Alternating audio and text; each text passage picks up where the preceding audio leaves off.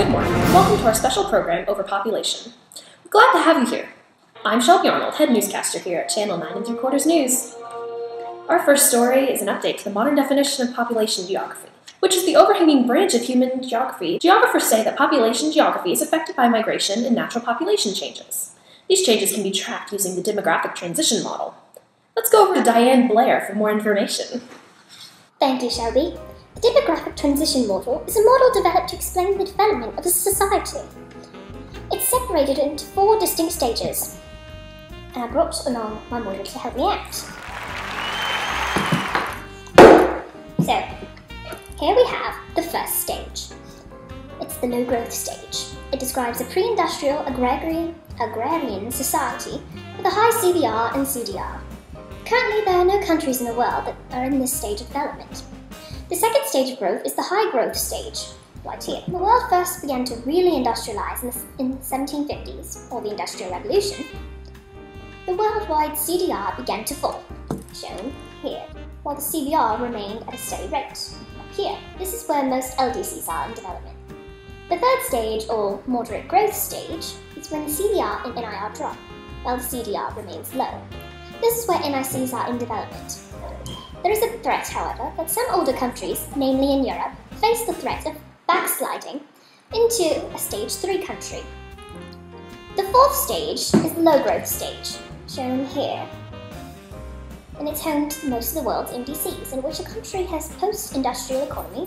The CBR continues to fall and the CDR remains steady.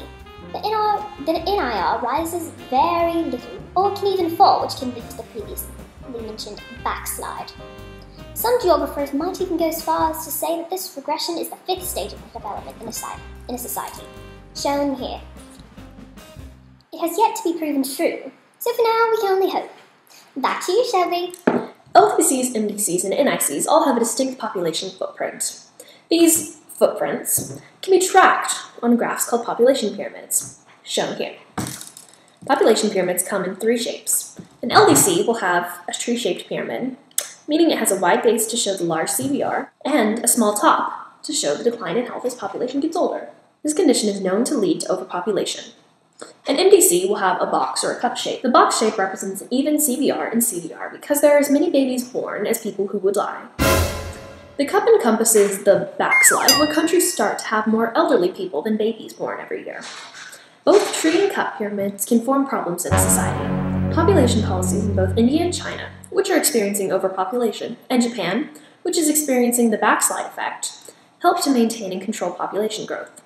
Now we go over to Roger Murphy, who's live in India to give us the scoop on overpopulation policies. Hi, I'm Roger Murphy.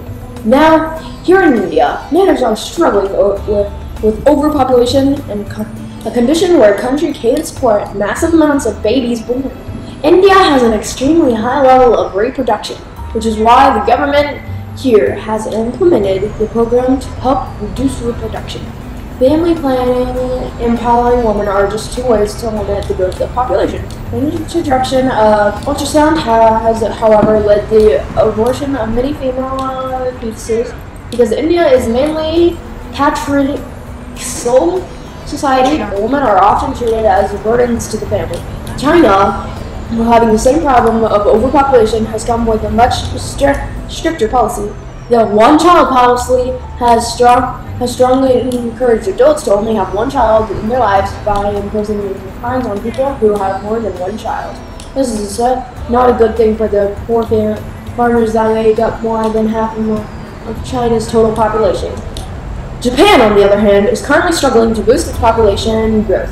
Japan is in serious need of a baby boom, or else Japan will be faced with far more elderly people than those who take care of them. Japan is offering an incentive to promote young couples to have children. Japan's future looks grim if these efforts do not hold. Back to you, Shelby. Thanks, Roger. China and India, while their methods of dealing with population may vary, they share one thing in common. All 3 are major centers of population concentration. Here's Debbie with all the facts. Hi, I'm Debbie Rayner, here to talk to you about the world's major population centers. About 2/3 of the world's population is concentrated in 4 regions.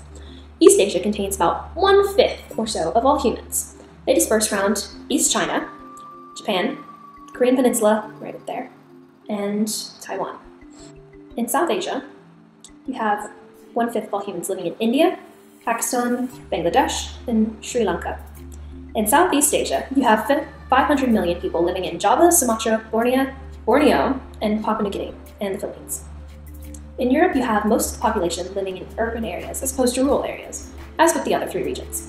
To continue the story, I'm going to pass you over to Amanda Walters with the research on populations in urban areas. Hi, thanks, Debbie. Okay, the main issue with large populations living in urban areas is the fact that the environment sometimes can't take the stress of urbanization and can lead to serious complications such as desertification and other agricultural complications. Some geographers, like Thomas Malthus, believed that the only way to prevent this is to practice sustainability, or the act of preserving the environment. Little things like recycling can majorly affect the population outtake in an urban area.